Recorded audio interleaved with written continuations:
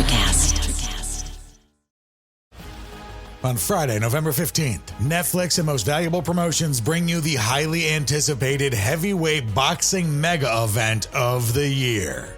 Jake El Gallo Paul will go toe-to-toe in the ring against Iron Mike Tyson, the baddest man on the planet. Don't miss this epic showdown live from AT&T Stadium in Arlington, Texas. Watch Paul versus Tyson, Friday, November 15th at 8 p.m. Eastern, 5 p.m. Pacific, live only on Netflix.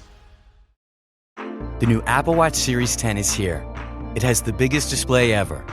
It's also the thinnest Apple Watch ever, making it even more comfortable on your wrist. And it's the fastest charging Apple Watch, getting you 8 hours of charge in just 15 minutes. Introducing the all-new Apple Watch Series 10, now available for the first time in glossy jet black aluminum. Compared to previous generation, iPhone XS or later required. Charge time and actual results will vary. Hold on to your butts. We are changing the course of history as we see it. That is what Wesley demands. Now this affects Iris. Iris, where are you? What you feel only matters to you. I do not entertain hypotheticals. The world as it is vexing enough. Iris, I have a tip for you. Don't take drugs! Or whatever movies with Wesley and Iris.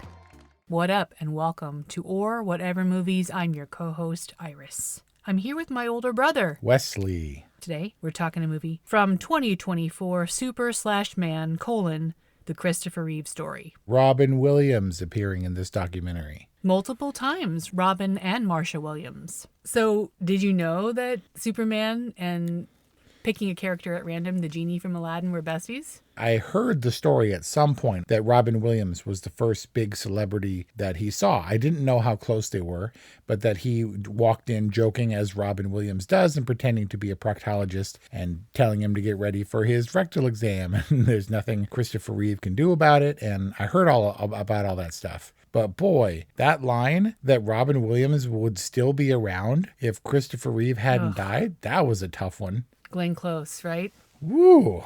They're kind of an odd couple.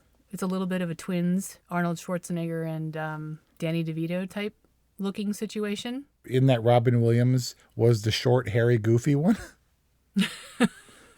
Yes. And they were roommates at Juilliard, and both talented actors who found their way to fame. They both had these kind of uncanny abilities to put heart and soul into kind of whatever silly character they might be embodying. They were two students selected for Juilliard one particular year, and so they bonded on that level, which, as you may or may not know, is a tough school to get into, particularly for acting. Yeah, I never really thought of Christopher Reeve as being someone super serious about their craft. Yeah, I couldn't help thinking about The Crow in this movie, our discussion available or whatever movies or wherever you get podcasts from, Halloween season just a couple of weeks ago. And the fact that Brandon Lee, despite all his potential and his youth and being the son of Bruce Lee, is primarily known for The Crow. And while Superman, Christopher Reeve's life and untimely death didn't parallel his Superman story like Brandon Lee's death did with The Crow, to see someone who was invincible laid so low in the kind of a human way was shocking. And this was well after 4 Supermans and multiple other movies. Just none of them really stuck. He never found the second thing, and is known so much for that character, as Brandon Lee is for The Crow. One of the subjects said, when you hit that level of success, of stardom, that's lightning in a bottle. So the chances of you having something in your body of work that can compare, that's really tough. And Christopher Reeve seemed to be aware that he was looking for that next thing, right? He says kind of flippantly in one of his talk show interviews, what's missing? What's next? And he's like, hopefully a hit movie. Yep. He was aware that how typecasted he really was. And his Superman character, paired with his real life tragedy, grips our imagination because it's really the definition of irony. Am I using that right, or is that the Alanis Morissette version of irony? I still don't know. It's been 30 years. I still don't know. It's ironic, don't you think? Yeah, maybe a little too ironic. But I really think that Superman is a highly effective documentary, not only of telling his story, but also not leaning into that irony. They let the headlines and the news sound bites do that job and really go for a human story that really is a hero story. Did you see Gleason a number of years ago? As in Brendan? The New Orleans saint who was suddenly struck by ALS. No. Pretty heartbreaking. The difference is that Steve Gleason is still around. ALS comes with a not very great prognosis, long-term prognosis, but he's still around. We just did Still, the Michael J. Fox movie. He's still around. And we said in our review, or I think I said that, despite all the setbacks and his obvious difficulties, he's still Michael J. Fox in there for sure. You can see the gleam. He's still clever and quick and funny. Was just at LA Comic-Con about a month ago. And all that's great, but Christopher Reeve not around to tell his story. We knew we were trudging towards a really unhappy ending. It's the Christopher and Dana Reeve Foundation. And how this wasn't super couple, the Christopher and Dana Reeve story, I don't know, because it seems like her tragedy, her story sort of overshadowed the first wife, but who, is there for the kids, was married, was there for the Superman years, appears numerous times because she's one of the only people, the adults at that time left alive. It's not like she was, fleeting, but she was there to add this crazy 1-2 punch of tragedy in the young Reeves boy's life, like right after the other. That was weird to me. So Dana Reeve dies, and then the kids are like, we're orphaned. And I was like, wait, what about your mom? What about your mom, Christopher Reeve's first baby mama? And I can't say ex-wife because they were never married. Like, why was she a non-entity by the time Dana Reeve died? I mean, she wasn't. She was there. They had a long-standing relationship. Why Christopher Reeve refused to get married, or maybe it just wasn't right for them, but then so quickly married Dana Reeve, I don't know. But she was there, and she was emotional, and it was a mutual decision. There didn't seem to be any acrimony. She was racing to his bedside at the, when he got his infection and things. So yeah, she was on the first flight from London. But Matthew Reeve intimated that there were problems on the Reeves side, which I don't know. Maybe he's talking more. Maybe he's alluding to his grandpa more than he is to anything having to do with his mom, who is not obviously on the Reeves side. But if Matthew Reeve wasn't close to Christopher, his dad, it didn't feel like the first two kids were connected with their biological mom. It didn't feel like super distant because she was in the same movie that they were in, but they didn't appear together. They didn't have any group interviews. They did say that the Reeves kids said that they weren't really involved in this movie. The first time they saw an assembled cut was just ahead of its Sundance premiere. They sat down, gave their interviews, as, documentaries tend to go. What are we basing the story around? What we can get in interviews. Sat down, gave their interviews, and then the filmmakers disappeared and took their stuff, all the footage, some of which the kids hadn't even seen. They were approached for this project. I'm talking about the Reeve kids. And the filmmaker said, hey, if we want to do this, we want to do it right. And we want to do it with archive footage from your family, home videos and things. And they're like, hey, we were just moving and we found all this stuff. It looks, it's not very well labeled. And they're like, no, that's great. They took the thing without the Reeve kids even watching some of this footage and went and made a documentary. So they're obviously very happy. They did a promotional circuit for the documentary. And I guess their request was that this be impartial, honest, real, and not a polished look. Now, I wouldn't say that Still by Michael J. Fox was polished or steered in a certain way to make anyone look presentable. Going back to the mother of the two elder Reeve children, it always seems like the people who survive, they're not the same kind of heroes. Paul McCartney isn't as shiny in terms of legacy, as John Lennon. Dave Grohl has his own thing, who's fallen off of his sort of pedestal in recent days. And Chris Novoselic isn't really seen anymore just because Kurt Cobain shines through so prominently. It's not as exciting that she would still be around. But yet she was the mother to his kids and was the partner for all the Superman stuff. Arguably his highest point of fame and arguably his most important and enduring character. Yeah, because I think she had Matthew when he was making Superman 2. Gay Exton is Yes. her name. I mean, she was a big part of the Christopher Reeve story, which this movie claims to be. But who knows, families are complicated, and this one particularly so. So I think the fact that she is a participant and seems to harbor love and big feelings about, the father of her children. Yep. She represented well in her interviews. They were extensive. Oh boy. Superman, the Christopher Reeve story. Can I get into it? Yeah, I thought we were. Well, yeah. But were you angry up top for about the first 10, 15 minutes? I think they were trying to create a tone, but it felt really disjointed. And then they started introducing the space statue with the kryptonite. And I was like, I'm not sure if I like this. Is that what you're talking about? Well, look, I know the Christopher Reeve story for the most part. Like Michael J. Fox's Still, his was Still Me. His biography begins with the accident. And okay, we're not really messing around. We're not showing him David Copperfield. I was born, I grew up. That's the interview with the vampire phrase, like a paraphrasing of it. But we didn't start at the beginning. We started with what we all came here to see, which was the accident, only briefly shown. I don't even think they showed him hit the ground. I was ready for all that. I was ready for the emotional heft. I knew that Dana, I thought it was 5 years that she lived after him, but it was only about a year and a half. I remember what happened. Months. I remember her saying something about he was my biggest focus in life. My sole purpose was caring for him. And now it is my son. And then I remember when she died, I was like, holy cow, that kid is not having a good time right now. I remember the emotional heft of that story, of that time. I was a big Superman fan growing up. So I'm fine. That's why we're here. It's not really about Superman. But boy, they started out of the gate with the DC Films logo and a lot of Superman imagery. And I was like, this is icky, man. I do not like how comic booky they are portraying this.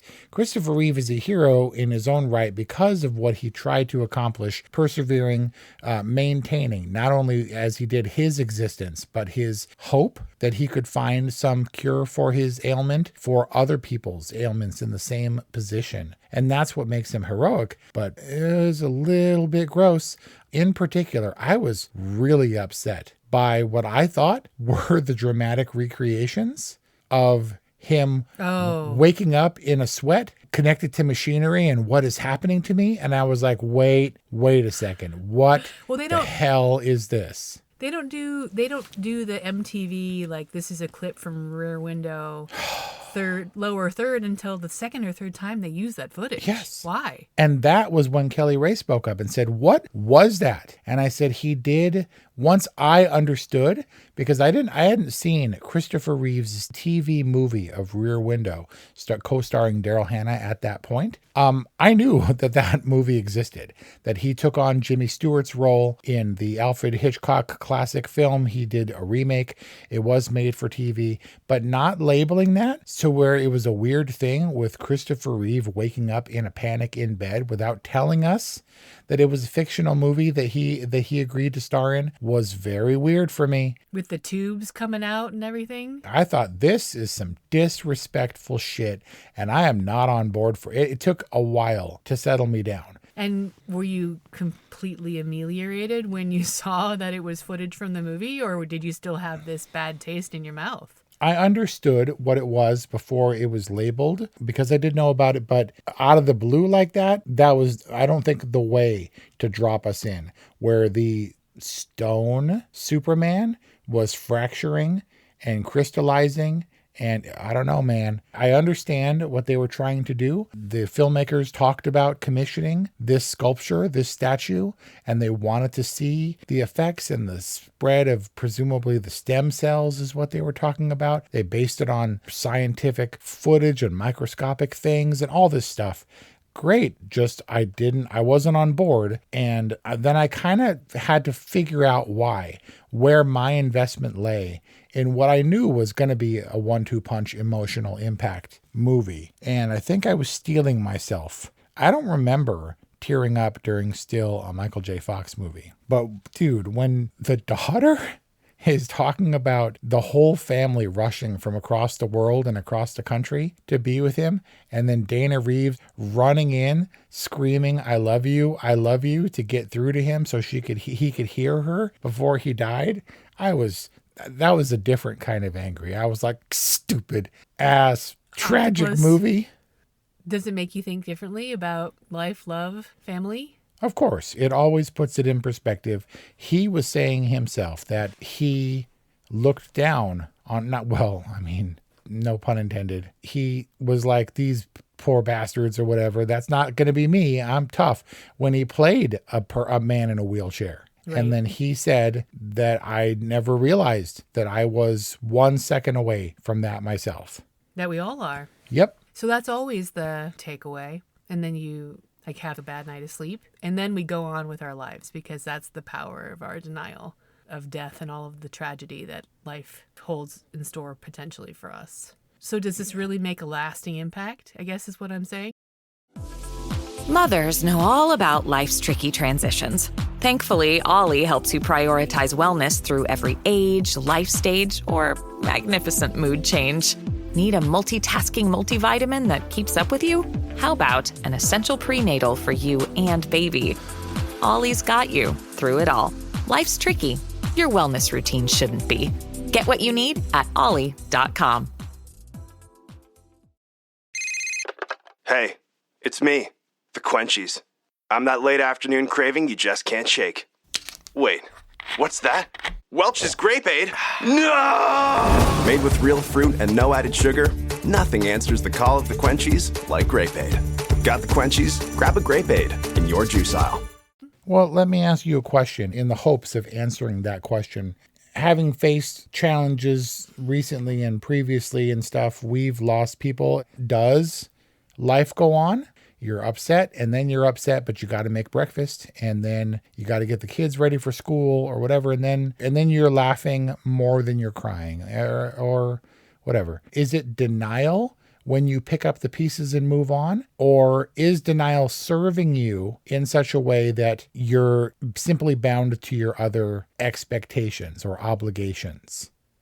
Not thinking about it and moving on and doing other things, is that the same as psychologically coping with it long term? Well, when we are stopped down and from our perspective, for all intents and purposes, life goes on, we get a perspective on maybe what little impact we have. And then when we get back up, one can step back into the stream and kind of get back into the flow of things, of life. I've always thought that, and this is borrowed from the book, The Denial of Death, that denial is our superpower, because if we didn't have our ability to deny the fact that we're all going to die, we'd be too paralyzed to ever live. And, this definitely gave me a different perspective on what a superpower is. Is our superpower, or is the flip side of denial really just hope? Paraphrasing Christopher Reeve, one of his quotes that I saw was, you have choices in life. You either stand on the shore or you go out into the ocean, meaning you limit yourself to X or you experience what's out there, the good with the bad, right? But if you don't wade out into the ocean, you're never going to find out. And we all have to wade out, I guess, to a certain extent, and that means that we're all brave in our own ways. And as a result, I do think this movie was a little bit glossy. As much as the kids wanted it to be hard-hitting, realistic, and honest, they touched on, but failed to explore what it meant. Well, wait a minute. He's been with the kid's mom for a long time. When was he the playboy partier in the 70s? The 5 months between the two women? I guess enough for him to establish quite a reputation, but he married Dana very quickly after, and Superman lasted into the 80s. It was 5 years. She mentions in her archival of her singing at that performance that it took a while for him to come around to the idea of marriage. But they were together before that, and he wasn't married at all before that anyway. I'm saying there wasn't overlap, but the duration between those two women was not long enough. So So there, again, like you said, there was probably other stuff going on. He might have been a notorious playboy. He might not have been faithful. Right. He agreed to go to New York while she was in London and try that on for a while, and then came back and it's not going to work, right? It's felt like there was more there. He was skiing in France the day after his son was born. Like, those don't... With friends. Is any of that a euphemism? I don't know. That doesn't shine the most pleasant light on Christopher Reeve as a dad, but in the home video footage, he seems fairly connected and, like a doting father. But I'm also reminded that, in a feature-length documentary, you have only so much real estate to get into the story. And when there is so much bravery and when there is so much good that Christopher and his foundation and his family's foundation did, I guess you prioritize telling that part of the story. But so what I actually kind of took umbrage with was just the old-fashioned, boys will be boys, he's just sowing his wild oats kind of a thing. How they dismissed, what might have been some irresponsible partnering and parenting on that part just felt a little bit outdated. What darker side there is, what drama they could have kind of gotten into in terms of his personal life, I just don't know what's there, what we're missing. But the overall effect is that I feel like something is missing in terms of a complete, rounded, balanced portrayal of Christopher Reeve as a human being who was very open about being a real, complicated, and flawed individual. And also in looking to expand to roles beyond that persona, well-rounded stuff. Stuff that didn't necessarily lead to box office success, although from a paying the bills perspective, I think that's what he ultimately wanted. It's kind of what forced his hand into, I guess his lack of fear forced his hand into directing and I guess taking TV movies and stuff. But he definitely felt like he came through in this documentary as a real person, and his family loves him. His family loves each other. The non-Dana Reeve children love Dana, and it seems, they're all together. They're all part of the foundation of which their mother is not a part, again, alienating her just a little bit. And we don't know the family dynamics, the politics in that relationship, their relationship with her. But notable. I mean, it's more eye on the ball. I think this movie kept its eye on the ball for the most part. Good point, Wes. I think that the Christopher Reeve story is a story of a family bonded by tragedy and hope. And it made me think a lot about, the shadow that looms large over some children's lives. What must it be like to have your parents' story be, if not your entire kind of story, so much a part of it? Yeah. But, talking about icons, is any entity more iconic than Superman, who was clearly the comic book Jesus? You're not joking. Christopher Reeve talked about receiving Bibles and admonitions about his role as the comic book Jesus. Yeah. Whoa, that's a lot of responsibility. To have that be your dad, where you're Superman with soup in your thermos, for some kids, it's just going to be part of their identity. It's hard to shake. I'm sure that he was celebrated for it. I'm sure that he was bullied for the fact that his dad was Superman. I felt it when the kid said he was basically alone from the point that his mother died, having lost both of his parents in quick succession. Nobody can really share his experience in that. So few people. Everyone knows who his dad is. He remains a part of pop culture, and it's funny, and it's kind of absurd, and I don't know if it's Alanis Morissette ironic or otherwise that Superman would be so grievously hurt. But as a staple in pop culture, it's got to be funny at some point, right? You have to be able to, forgive the pun, no pun intended, roll with it. Ooh, that hurts. Wow. Yeah, and I'm building to it because I think I discovered in the course of watching this movie why I was so angry, why I was so defensive. Yeah, I saw all the Superman movies. I was a big fan of Superman when I was a little kid. Who wasn't? Superman was my Superman until Tim Burton's Batman came around in 1989. And that distance, people, is considerable, a full 12 years, right?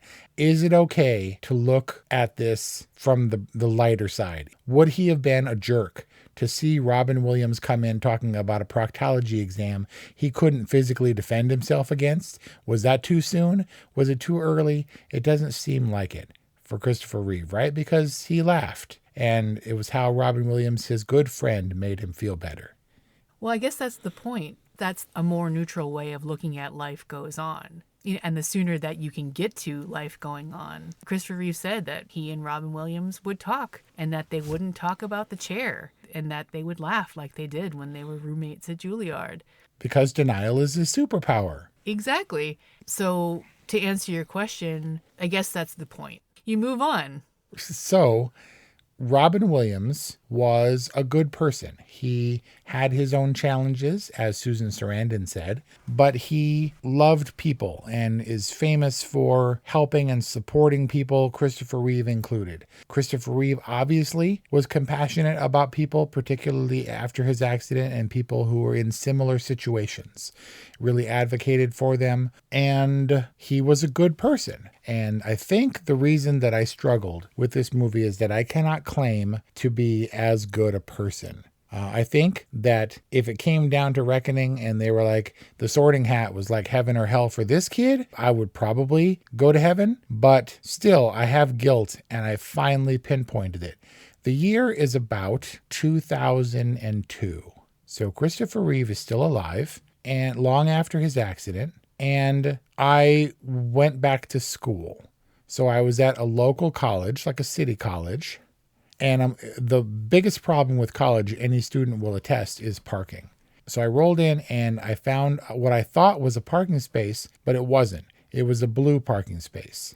And I noticed that it was freshly painted, and the spot had the blue person in a wheelchair, and underneath it, it said handicapped. And we don't use that word much anymore, but I noticed that it was misspelled and one of the P's was missing. And my first thought was, I cannot believe they misspelled this at a college. That's super embarrassing.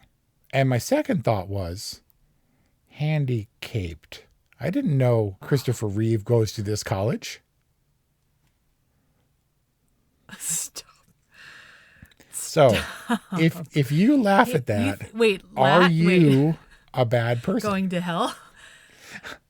It's been 22 years and I have guilt over this thought. And I am far from a professional comedian, but I can see how you take things that wouldn't ordinarily be considered acceptable or PC, and you write them down and people laugh incredulously. And an incredulous laugh is the same as a wholehearted laugh. You're still getting the laughs. I have guilt. I'm not a good person.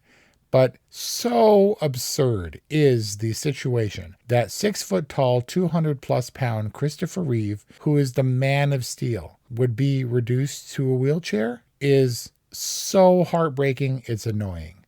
And I feel guilt about that joke, which I've never told until this moment. An exclusive here at Or Whatever Movies. And I never mentioned the deer until this day. I've never spoken of it until today. Thank you, Richard Dreyfuss. Wow. Yeah, not only is handicapped an offensive and dated adjective, according to dictionary.com, and the whole world, handicapped is just egregiously, horribly awful. The only thing that would make it worse, Wes, is if you parked there anyway. Did you? No. See? You still have a chance. Because I'm selfish and I didn't want to get a ticket. So the punishment simply outweighed the benefit? As my morality goes. But I was born and raised in California. It's dog eat dog out here on these streets. So it's the irony among ironies, which is why it captured our attention and maybe our imaginations when it was happening in real time, and which is why, if you want to look at it coldly, critically, good documentary subject matter. And I'll admit, when I saw the trailer for this, I had a lot of mixed emotions, but I really wanted to see it. What is it about the mixture of tragedy and hope? Of the train wreck and the courage to pick up the pieces. Overall, I think it's an effective story. It certainly achieved the Reeve Foundation objective of making me look differently at people with disabilities. I would include myself among that class now. And so in that sense, I think it complemented the Reeve Foundation objective really nicely. And ultimately, a movie's objective or a documentary's objective rather, is to inform, entertain. And I think that it succeeds, if not soars. soars. Oh, man. Soars in that regard. So I give it a good. The Christopher Reeve Foundation, it wasn't a commercial, and for that I was thankful. They dropped the name a dozen times, but I didn't feel like it was preachy. They never solicited donations. If anything, they talked about how far-reaching the donations were and weren't necessarily asking for new money. At least it didn't feel that way to me. Didn't like the way they handled this one up front, but I knew that the emotional impact was coming. I felt that that would have dampened the impact a little bit, but when it came, it was still square in the face, as documentaries have to do. I'll give it an all right, and that it's overcoming its initial shortcomings. So it dug itself a hole and climbed right out of it and soars, I guess. That still seems weird. It does. It's SOAR. It's not. You're not talking about bed sores, right? Stop. All right rating. And that's our discussion on Superman, the Christopher Reeve story. We like to cover documentaries at Or Whatever Movies from time to time, as you probably noticed in our references to Still, a Michael J. Fox story. And Navalny. And 400 plus other films at orwhatevermovies.com. Grizzly Man. Or wherever you get podcasts. Wow, real happy stories here. Well, the Bee Gees, even though they're mostly dead too. When We Were Kings. I just watched that yesterday. Yeah, I bet that's in your rotation. I can see that. Do you know that October 29th this year was the 50th anniversary of the Rumble in the Jungle? Zaire 74. Yep. So check that out at orwhatevermovies.com or wherever you get podcasts. And let us know what you think, 818-835-0473, because we'd love to hear from you, or whatevermovies@gmail.com. Thanks for listening, and we'll see you next time. For those of you who dream of a world where music and podcasts live together in perfect harmony, now, for the first time, Electricast gives you a magical compilation, Pod Till You Drop, Volume 1, where we give you the best in tunes and the best in podcasts. Feast your ears and hear the culture. Available now wherever you listen to music.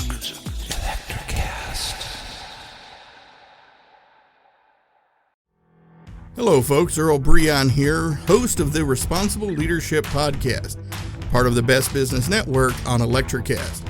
If you're looking for a show to bring you some of the best leadership advice from some of the top thought leaders around the globe, this is the show for you.